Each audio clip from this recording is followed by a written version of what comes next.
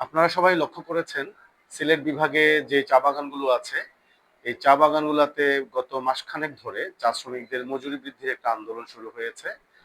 বিভিন্ন সংগঠন ক্রিয়াশীল, তারা চা বাগানের শ্রমিকদের মজুরি 500 টাকার দাবিতে আন্দোলন করছে।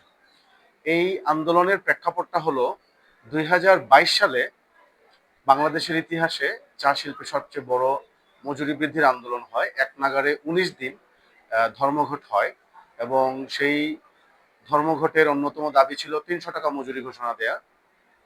তো আন্দোলনের এক পর্যায়ে 19 দিন ধর্মঘটের পরে 27 আগস্ট 2022 তারিখে চা শ্রমিকদের দাবির প্রেক্ষিতেই তৎকালীন প্রধানমন্ত্রী শেখ হাসিনা তিনি বাংলাদেশীয় চা সংসদ, যেটা মালিকদের প্রতিষ্ঠান, তার সাথে বৈঠক করেন এবং শ্রমিকদের দাবি 300 টাকা থাকলেও তিনি 120 টাকার স্থলে 50 টাকা বাড়িয়ে চা শ্রমিকদের মজুরি 170 টাকা ঘোষণা করেন। তো এই মজুরি বৃদ্ধির পরে শ্রমিকদের যে বকেয়া ছিল, মাথা পিছু প্রায় 1 লক্ষ শ্রমিক পার্মানেন্ট ওয়ার্কার আছে চা শিল্পে কর্মরত, 1 লক্ষেরও কিছু বেশি। প্রত্যেক শ্রমিকেরই 50 টাকা করে বাড়লে সেই বকেয়া মজুরি, যেটা আমরা এরিয়ার বলি, সেই এরিয়ার পাওনা ছিল 33,000 টাকা করে। কিন্তু মালিক পক্ষ তারা এই 33,000 টাকা না দিয়ে তৎকালীন শ্রম প্রতিমন্ত্রী মনরুজান সুফিয়ান ওনার মাধ্যমে মাত্র থোক 11,000 টাকা শ্রমিকদেরকে বকেয়া দিতে সম্মত হন। শ্রমিকরা বাধ্য হয়ে এইটা, যদিও শ্রমিকরা মানেননি, চা শ্রমিক ইউনিয়ন তৎকালীন ক্রিয়াশীল কিংবা শ্রমিকদের একমাত্র প্রতিষ্ঠান চা শ্রমিক ইউনিয়নও এই বকেয়া মজুরি কর্তনের ব্যাপারে তারা কোনো আন্দোলন সংগ্রাম, কোনো পদক্ষেপ গ্রহণ করেননি। সবকিছু মিলিয়ে 2022 সালের এই আন্দোলনের পরে যখন 2023 সালে শেখ হাসিনার সরকার নিম্নতম মজুরি বোর্ড গঠন করেন এবং সেই মজুরি বোর্ডে আপনারা জানেন আইন অনুযায়ী মালিক পক্ষের এবং শ্রমিক পক্ষের প্রতিনিধিরা থাকেন।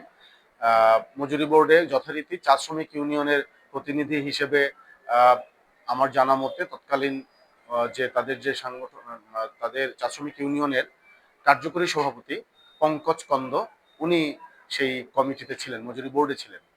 মজুরি বোর্ড মজুরি যখন ঘোষণা গেজেট প্রকাশ করেন সেটা ছিল 10 আগস্ট 2022, সরি 10 আগস্ট 2023 তারিখে মজুরি বোর্ড তারা গেজেট প্রকাশ করেন।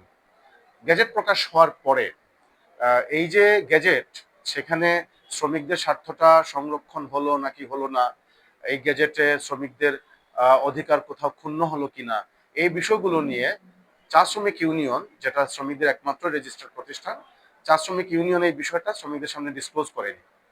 যখন 5 আগস্টের পরে 24 আগস্টের পরে যখন শেখ হাসিনার পতন হলো, তারপরে আগস্ট মাসের 10 তারিখে মালিকদের প্রতিষ্ঠান চা শ্রমিক বাংলাদেশীয় চা সংসদ তারা একটা চিঠি ইস্যু করলেন বিভিন্ন চা বাগানে যে 2023 সালের 10 আগস্টের গেজেট অনুযায়ী 5%, 170 টাকা মজুরির 5% শ্রমিকদের মজুরি ইনক্রিমেন্ট হবে।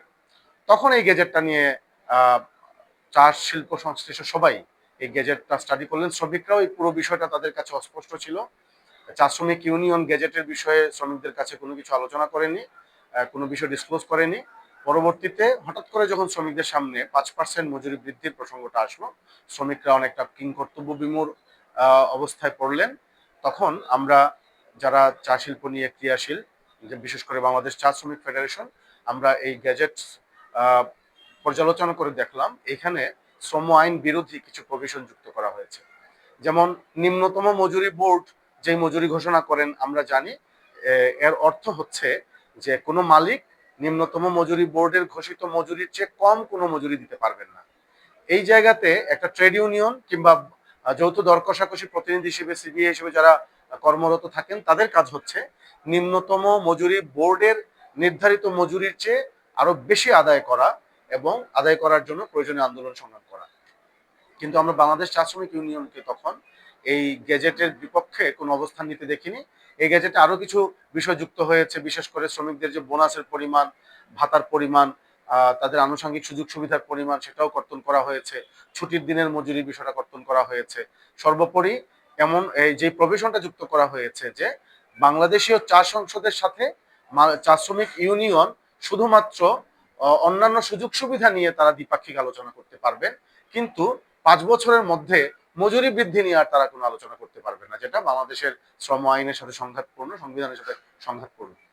পরবর্তীতে এই মজুরি বোর্ড ঘোষিত যে গেজেট, সেই গেজেট অনুযায়ী 2024, 2025 এবং এবার 2026 সাল, এই 3 বছর 170 টাকার, প্রথমে 24 সালে 170 টাকার 5% 177 টাকা হয়েছে, তারপরে 25 সালে 177 টাকার 5% 187 টাকা 50 পয়সা হয়েছে, আর গত 10 তারিখে মালিকদের প্রতিষ্ঠান তারা 187 টাকার 5% বাড়িয়ে 196 টাকা 80 পয়সা মজুরি ঘোষণা দিয়েছে।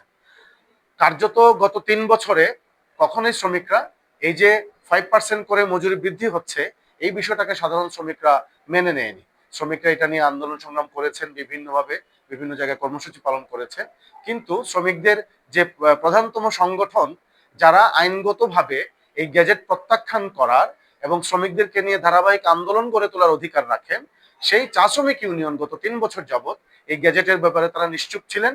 এই গ্যাজেটকে তারা শ্রমিকদের সামনে গ্যাজেটকে তারা অনুসরণ করবেন নাকি গ্যাজেট প্রত্যাখ্যান করবেন, এই সংক্রান্ত সুনির্দিষ্ট কোনো বক্তব্য তারা শ্রমিকদের সামনে উপস্থাপন করেন।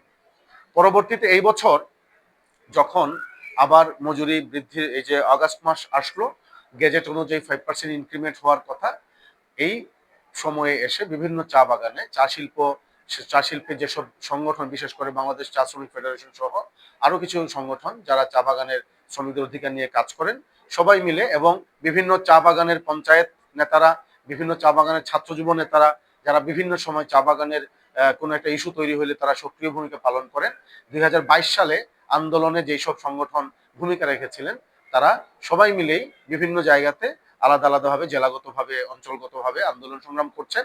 সবাই সম্মিলিতভাবে এবার 500 টাকা মজুরি দাবি করেছেন। এবং আপনারা আরো জেনে আশ্চর্য হবেন, 2018 সালে সর্বশেষ বাংলাদেশ চা শ্রমিক ইউনিয়নের নির্বাচন সম্পন্ন হয়েছিল। সেই নির্বাচনের পরে আজকে 2026 সাল, 9 বছর পর্যন্ত চা শ্রমিক ইউনিয়নের কোনো নির্বাচন হয়নি। এবং এই যে নির্বাচিত কমিটি 2018 সালে যারা নির্বাচনের মাধ্যমে ক্ষমতায় এসেছেন, তারাও বিগত 9 বছরে চা শ্রমিকদের অধিকার আদায়ের লক্ষ্যে কোনো কার্যকর আন্দোলন সংগ্রাম গড়ে তুলতে পারেন। তো আমরা এই আন্দোলনের যে এখন যে পর্যায়ে আছে, আমরা বিভিন্ন যে বিশেষ করে 3 জেলা, চা শ্রমিক অধ্যুষিত 3টা জেলা এবং এদিকে চট্টগ্রাম মিলে 4টা জেলাতে জেলাগতভাবে এবং সংগঠনগতভাবে আন্দোলন সংগ্রাম পরিচালনা করছি। এবং আমরা আশা রাখি অচিরেই ক্রিয়াশীল সকল সংগঠন মিলেই একটা সম্মিলিত আন্দোলনের দিকে আমরা যাব। আমরা বাংলাদেশ চা শ্রমিক ফেডারেশনের পক্ষ থেকে একটা হিসাব করেছিলাম যে একজন প্রাপ্তবয়স্ক মানুষ তার শরীরকে কর্মক্ষম রাখতে তাকে প্রতিদিন কি পরিমাণ খাবার খেতে হয়, কি পরিমাণ তাপশক্তি উৎপাদন করতে হয়, সেই বিচারে আমরা হিসাব করে দেখেছি যে কমপক্ষে 4 সদস্যের একটা পরিবারে 700 থেকে 800 টাকার বর্তমান যে বাজার দর, সেই বাজার দর অনুযায়ী যদি আমরা ন্যূনতম শারীরিক প্রয়োজন মেটানোর জন্য আমরা খাদ্য গ্রহণ করি, তাহলে সেখানে 700 থেকে 750 টাকার খাবার গ্রহণ করতে হয়। তার সাথে তো শ্রমিকের সন্তানের শিক্ষা, তার বিনোদন, তার বাসস্থান সহ আনুষঙ্গিক আরো অনেক প্রয়োজন আছে, চিকিৎসার প্রয়োজন আছে। তারপরও আমরা চা শিল্পের ইতিহাসে মজুরি বৃদ্ধির যে হার, সে হার পর্যালোচনা করে আমরা বর্তমানে ন্যূনতম 600 টাকা মজুরি দাবি করেছিলাম। কিন্তু যেহেতু বিভিন্ন সংগঠন এবং সাধারণ শ্রমিকদের মধ্যেও 500 টাকার দাবি, এটা আসলে বুঝে হোক কিংবা না বুঝে হোক, সাধারণ চা শ্রমিকদের মধ্যে 500 টাকার যে আকাঙ্ক্ষাটা, সেটা অনেক বেশি জনপ্রিয় হয়ে উঠেছে। যেই কারণে আমরা শ্রমিকদের 500 টাকা দাবির সাথে আমরা সংহতি জানাচ্ছি, কিন্তু আমরা মনে করি একজন চা শ্রমিকের ন্যূনতম মজুরি কমপক্ষে 600 টাকা হওয়া উচিত।